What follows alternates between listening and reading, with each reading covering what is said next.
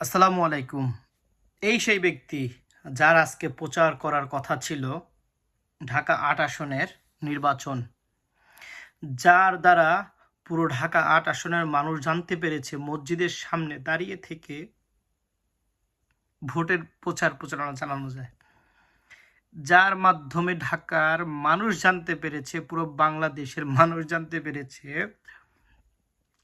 এই সেই ব্যক্তি বাতাসা বিলি করে মানুষের মন জয় করা যায়। এই সেই ব্যক্তি যার মাধ্যমে ঢাকার মানুষ জানতে পেরেছে, পুরো বাংলার মানুষ জানতে পেরেছে, পুরো বাংলাদেশের মানুষ জানতে পেরেছে ইনকলাব মঞ্চ কালচারাল ফ্যাসিজম কাকে বলে, কালচার কিভাবে তৈরি করতে হয়, বট বাহিনীরা এবং যারা বটের নিচে উদুচি এবং আরও যে সংগঠন আছে পান্তা ভাতে ইলিশ মাছ খায়, তারা কতটা নিষ্ঠুর আচরণ করে আমাদের সাথে। এই সেই ব্যক্তি যাকে মানুষ জোর করে পকেটে টাকা ঢুকাই দিয়ে যায় শুধু নির্বাচন প্রচারণা করার জন্য। এই সেই ব্যক্তি যে কত টাকা পেয়েছে না পেয়েছে, কিভাবে পেয়েছে, কোন কারণে পেয়েছে, প্রত্যেকটি কথা মৃত্যুর আগের রাতে লাইভ ভিডিওতে করে বলে যায়। এই সেই ব্যক্তি যে ব্যক্তি তার প্রথায় একটাই ছিল, ইনসাফ ইনসাফ, আমি আমার শত্রুর সাথেও ইনসাফ করব। এই সেই ব্যক্তি যেই ব্যক্তি বাংলার মানুষের জন্য, দেশের জন্য নিজের এত সুন্দর লাইফ ত্যাগ করে নিজের শিশু সন্তানকে পুরো দিনে আধা ঘন্টা ১ ঘন্টা দেখার মতন সুযোগ তার হয় নাই। এই সেই হাদি, এই সেই হাদি আজকে যাকে মৃত্যুর পরে লাখো মানুষের ঢল হয়েছিল জানাজার নামাজে শেষ বিদায়ের দিন, সেই হাদি। বাংলাদেশে অনেক রাজনীতিবিদ এসেছে, হাদি আসে নাই। বাংলাদেশে অনেক মানুষ এসেছে, এত লাখ মানুষের কি হয় নাই, জানাজার নামাজ এত মানুষ হয় নাই। এই সেই হাদি যে হাদির পকেটে মানুষে বান্ডিলে বান্ডিলে টাকা দিয়ে গেছে। এই সেই হাদি প্রচার করতে হয় কিভাবে, রিকশায় বসে মানুষের কাছে যেয়ে এবং মানুষের মনের কথা বলার জন্য বোর্ড বানাইতে হয়। এই সেই হাদি। আজকে হাদির বর্ণনা যদি করি, হাদির কথা যদি বলি, হাদির কবিতা যদি পড়ি, হাদির নিয়ে যদি ভাষণ দিতে যাই, কান্না আসে। কান্নার অভিনয় করতে হয় না, অন্তর থেকে ভালোবাসা আসে, অন্তর থেকে মায়া আসে, ভালো লাগা তৈরি হয়। এই সেই হাদি। আজকে সেই হাদিকে আমরা দুনিয়া থেকে সরিয়ে দিয়েছি। শুধু সরিয়ে দেই, তার খুনিদেরকে আমরা বাংলাদেশেই পাওয়া যাচ্ছে না, বিচার করতে পারছি না। এই সেই হাদি যার ছেলের বয়স ৭ থেকে ৮ মাস, ফিরনাস, আর সেই ফিরনাস বাবা ডাকতে পারে, কিন্তু তার বাবা হাদি আজকে কবরে।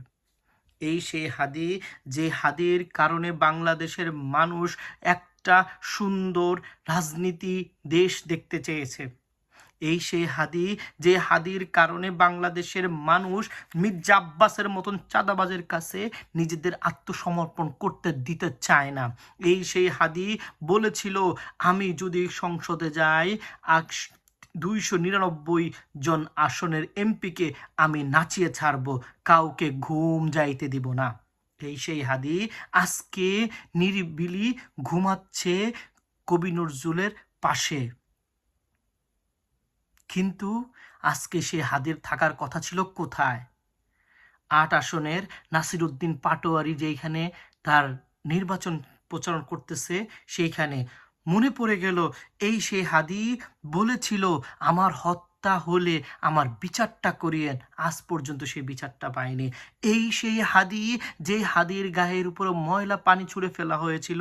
এই সেই হাদি মৃত্যুর আগে বলে গেছিল, আমি মৃত্যুকে এক বিন্দু ভয় পাই না, মৃত্যু আল্লাহর জমিন থেকে হয়, আল্লাহর আসমান থেকে আসে, জমিন থেকে হয় না। এই জমিন থেকে আমাকে নিয়ে যাবে, কিন্তু আসমান থেকে আসবে।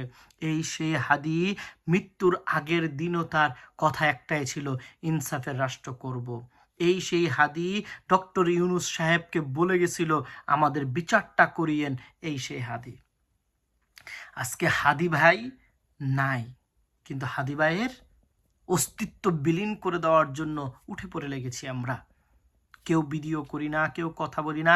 আজকে যে হাদি নির্বাচনকে শুধু নির্বাচন মনে করেনি, জনতার শাসন মনে করেছে, জনতার অধিকার মনে করেছে, জনতাকে অধিকার দেওয়ার জন্য প্রত্যেকটি মসজিদে যে যে যে মানুষকে লিফলেট বিলি করেছে, এই সে Hadi. We love Hadi, we love Hadi, but we are not make a justice for him. We need Hadi, but আমরা হাদির বিচারই তো করতে পারি নাই। এই আসিফ নজরুল, ডক্টর মোহাম্মদ ইউনুস, জাহাঙ্গীর আলম, স্বরাষ্ট্র উপদেষ্টা, তারা কিছুই করে না। কেউ আছে নির্বাচন নিয়ে, কেউ আছে এটা নিয়ে, কেউ আছে ক্রিকেট নিয়ে, কেউ আছে ঢাবি নিয়ে, কেউ আছে ছাত্র দল নিয়ে, কেউ আছে ছাত্র শিবির নিয়ে। আমার হাদি ভাই বিলীন হয়ে গেছে। আজ আর আমার হাদি ভাইকে দেখা যায় না।